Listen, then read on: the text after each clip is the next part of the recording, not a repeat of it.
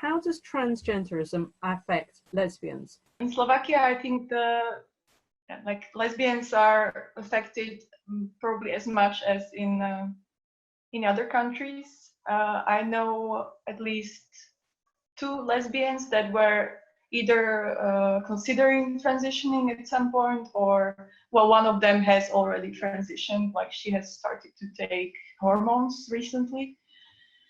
So I think this is exactly the same situation, maybe even made worse by the conservative movement, because this one lesbian who she studied in Birmingham, actually in the UK, and she said that when she lived in Slovakia, she lived in a very conservative area, and that's when she was considering transitioning, because she thought like she couldn't be a lesbian in that environment.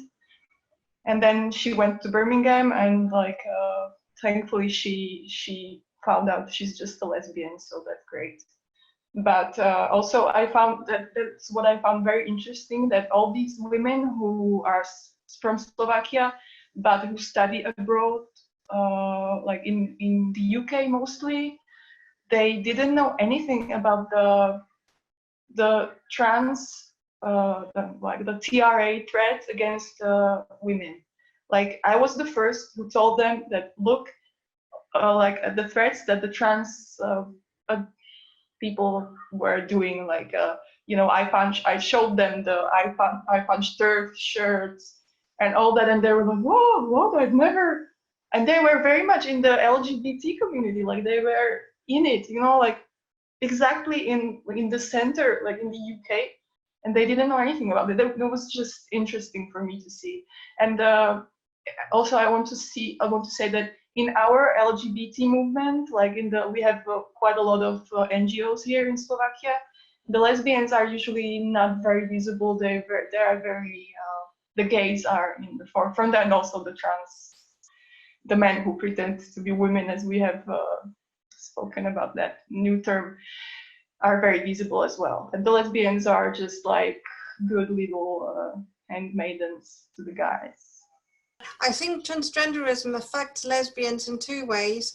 One, which Dana has already alluded to, it kind of erases lesbianism, and it erases lesbians in 2 ways.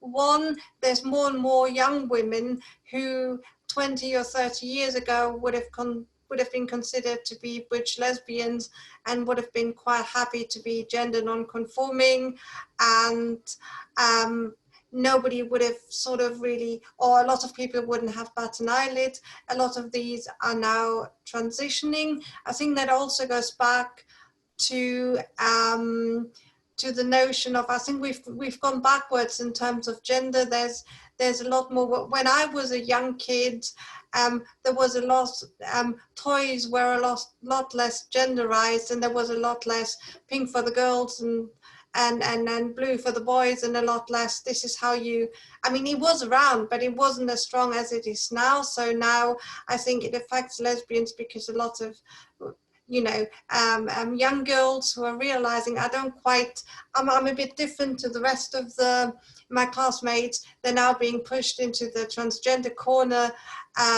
rather than being allowed to explore their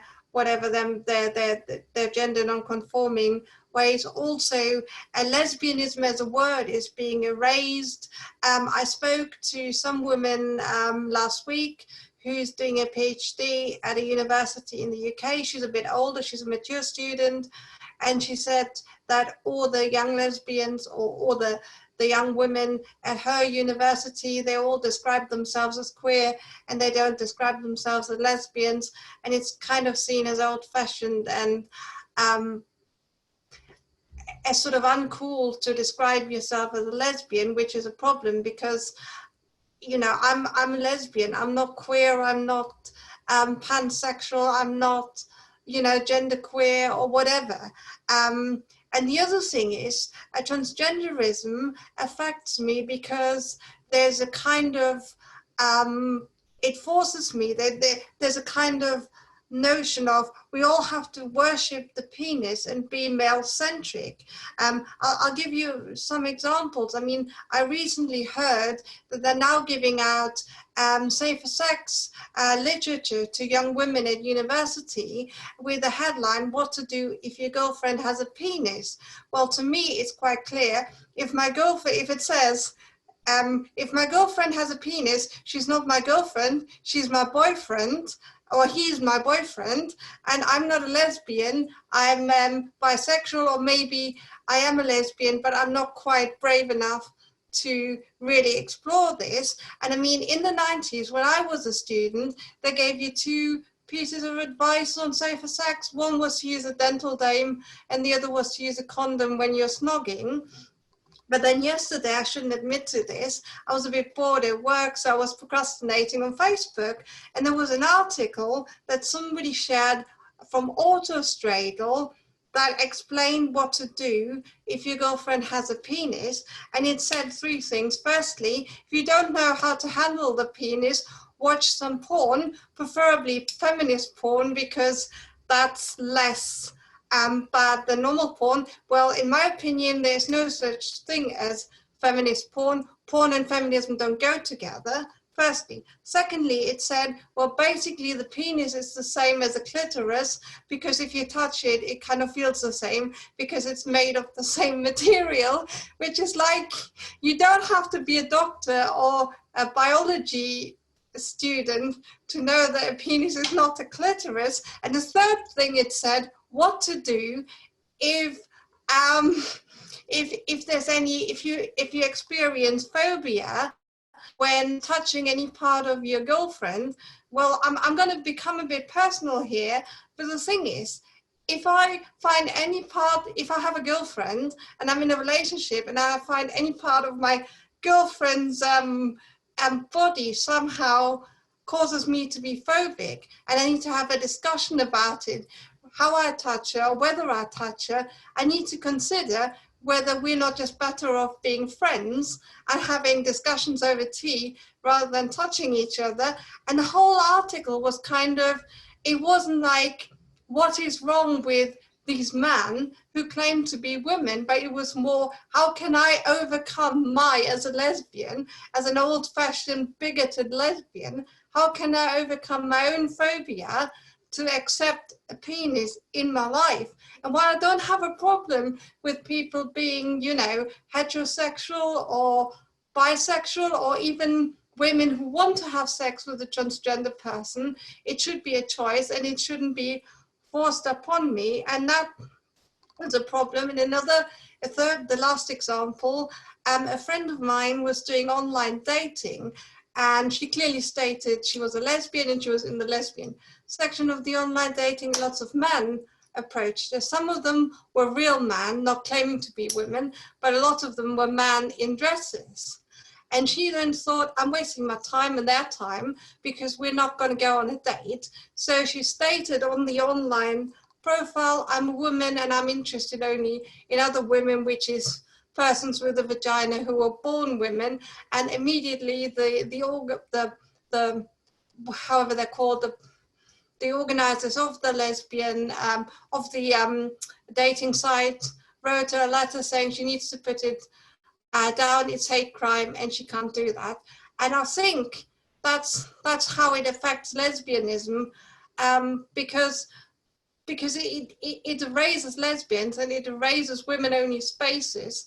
Because in the past, there were, in London at least, I cannot talk about other parts of the world, there were loads of women-only bars, women-only spaces, women-only clubs. They're now all being erased because anybody or anything can be a lesbian. Transgenderism is not the only thing that is erasing lesbians here in India.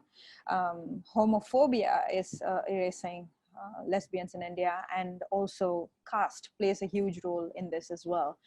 In India, everything has caste undertone to it.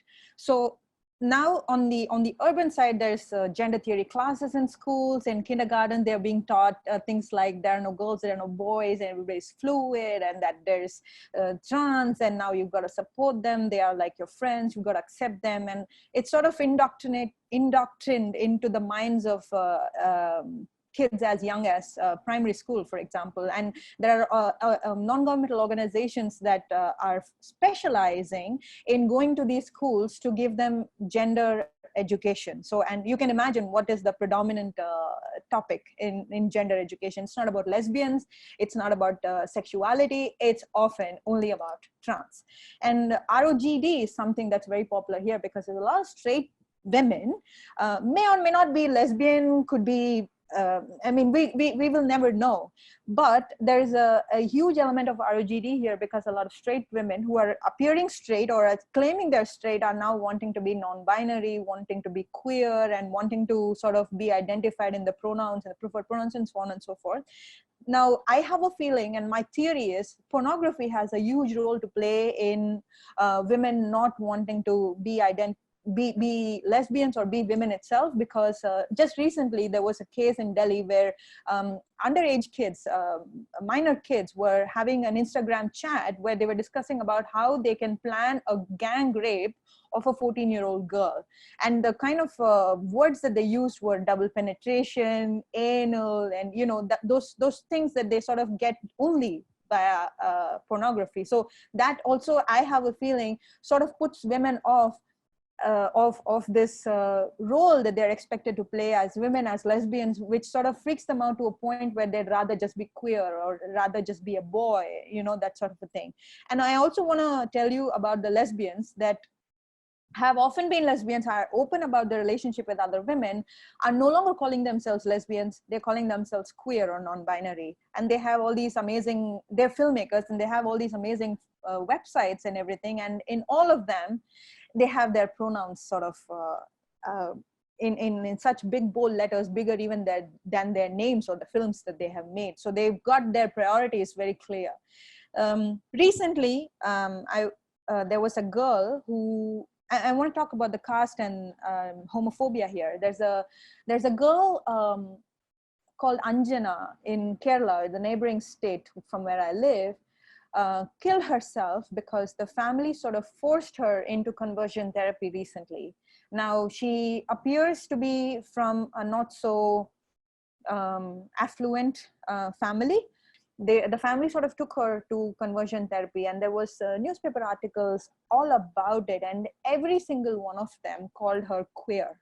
So she killed herself just recently, just this last week. A video has surfaced where she's talking about how her family dragged her against her will, and she was found in a completely different state in a hospital, sedated, not really knowing where she is, looking around, not really knowing anybody that she's familiar with, no friends, no family, nobody. But she was all alone there. And when she finally recovered and she came back, I guess the medication and the whole trauma of it, she just really decided to end it all. And this is not because of transgenderism, but I would imagine it has a sort of a role to play when you are somebody who accesses social media, because you don't necessarily call yourself a lesbian. It's too vanilla. You call yourself queer, call yourself non-binary. And, you know, this girl, she died. And the reason she died is because the parents are probably homophobic. And they probably think that culturally a woman is just supposed to be in a relationship with a man because only then you can procreate. Without procreation, no relationship is useful. I'm wearing my Mishfest garb, and I'm going to talk about the Michigan Women's Music Festival in the USA. I've got my little girl with the guitar pin here, and then there's a patch. Let's see, yeah, there's a patch. So I'm going to be talking about lesbian culture and music as embodied in the Michigan Women's Music Festival that happened for 40 years on lesbian-owned land in Michigan. And the land itself was in a pretty isolated area of the state. To this day, I don't think you can get very good cell phone connection there. So if you can imagine a whole city of women springing up in the woods, camping together, with no cell phones and no computers, it's quite a refreshing, amazing experience. It's like an Isle of Lesbos in the Sea of Patriarchy, you know. And so this went on for 40 years, and it ebbed and flowed, and there was conflict, and there were feminist ways of dealing with conflict on the land and amongst this community, because even though Mishfest only happened in August for 1 week every year, it was such a special week for so many women, thousands of women, tens of thousands of women actually in its heyday in the 1980s. But then transgenderism, trans culture started invading Mishfest and destroying it from within and from without. And it just became extremely vicious. Starting in, I think, 1990, I think it was around there that it started, when there was a man at Mishfest.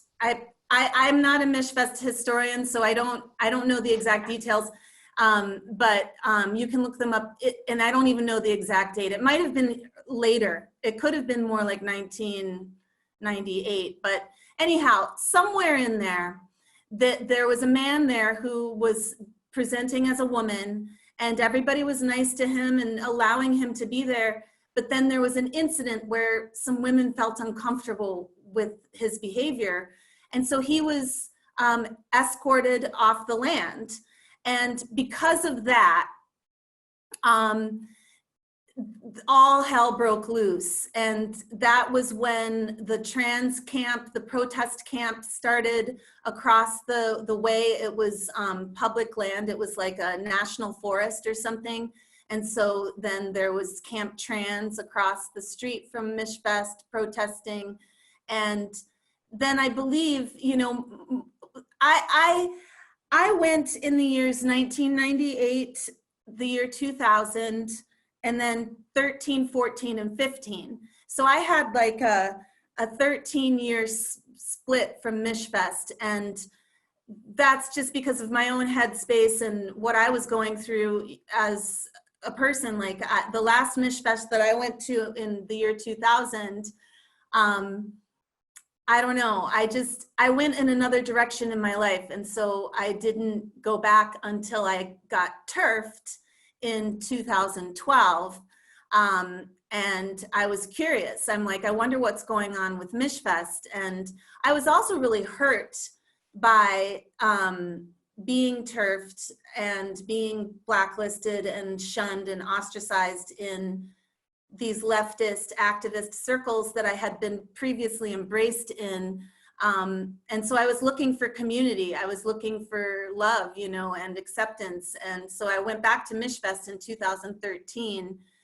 And the culture at Mishfest had really changed. And there was a lively discussion, but sometimes long and boring discussions, just on and on and on and on and on and on and on and on, because that's how transgenderism is. It chatters, you know? And so that was sort of destroying the vibe I felt at Mishfest. There were a lot of things internally. And then of course, women like Donna talked about, and Bettina a bit as well, you know, women transitioning and how that impacts lesbians. And that of course was happening inside of Mishfest. There, you know, do we allow trans men into the festival now that they're men? And is there a place for them? And, you know, everyone, the other thing about Mishfest that's so fascinating about the culture of Mishfest is that until the very end, until 2015, there was not like a very strong uprising against transgenderist culture inside of Mishfest. In fact, the Indigo Girls, a lesbian musical duo, played in 2013, and they were actual trans activists. They were online saying Mishfest is transphobic, you know, this is the last time we're gonna play there. So they were like saying things like this. And then the tact that Mishfest organizers took was to just not respond. And so it was fascinating. It was, from a sociological point of view, it was fascinating to watch what happened online between the Indigo Girls and Mishfesties before festival happened, and then to be at festival in 2013 and watch how the Indigo Girls did not condemn Mishfest. In fact, thanked Lisa Vogel from stage, and they had threatened previously online to get up on stage and say that, you know, shame Mishfest for being transphobic or whatever, you know, and they didn't do that. And so when face to face with thousands of women listening to them play their music, they decided not to condemn Mishfest, but then they never went back. And it certainly changed everything that the Indigo Girls were disapproving of this lesbian music festival, you know. And so I feel like ever since Mishfest has been closed down since 2015, there have been acorn festivals, and times when groups of women get together in a Mishfest type style ever since, and especially during that week in August. But it's spread out, it's all over the place. It's not like this huge celebration that you wouldn't believe some of like the dancing and the music. It was just top-notch show business in addition to camping. Like they had 5 stages out in the woods, and then they would decorate in the woods with glow sticks. And I mean, this lesbian culture was awesome. And then it just got destroyed by trans activism, and it's very sad. But like I said, those acorns are present, and we continue on.